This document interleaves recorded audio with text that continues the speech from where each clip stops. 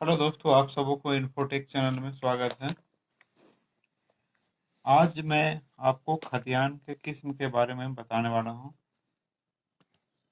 इस 3-4 प्रकार के खतियान होते हैं। उसमें से मेन जो खतियान है उसे मैं आज बताऊंगा। खतियान क्या है? खतियान जो है वो जमींदारों या रईतों का एक जो है हैसियत समझा जाता है, जिसमें उसकी खेत की पूरी डिटेल उसके पास रहती है। ठीक है। उसमें खाता संख्या, खेसरा संख्या, वो कितना आना, और उसके पूरा खेत का जो भी जमीन का डिटेल है सब उसमें दिया हुआ रहता है। इसमें से कुछ प्रमुख जो बिंदु है उसके ऊपर हम लोग डिस्कस करेंगे। कायमी खतियान क्या होता है? कायमी खतियान क्या है? जो भूभाग या जमीन पर अपने पूर्वजों पूर्वजों के द्वारा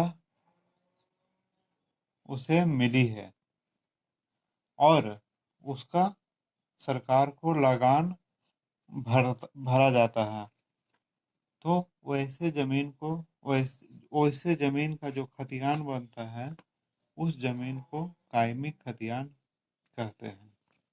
ठीक है। इसमें पूर्वजों के द्वारा उसे प्राप्त होता है। सेकंड है भारत सरकार या कैसर ए हिंद खतियान। एक किस टाइप का खतियान है? यह जो है भारत सरकार के द्वारा जो जमीन का बंदोबस्त किया गया है और उस जमीन पर आज भी सरकार का कुछ न कुछ कार्य चलता आ रहा है। इस प्रकार के जमीन को जो खतियान बनते हैं वह कैसरे हिंद खतियान कहा जाता है। एग्जाम्पल के तौर पे जो रेलवे वगैरह का जो जमीन है वो लोगों को बहुत काफ़ी जमीन रहती है, पटरी से अगल बगल या बीच में भी बहुत अंदर तक जमीन रहती है। तो वो ऐसा जमीन को हम लोग कैसरे हिंद खतियान कहते हैं। नेक्स्ट आ गया दाखिल कार खतियान। ठीक है। ये दाखिल कार खतियान क्या है?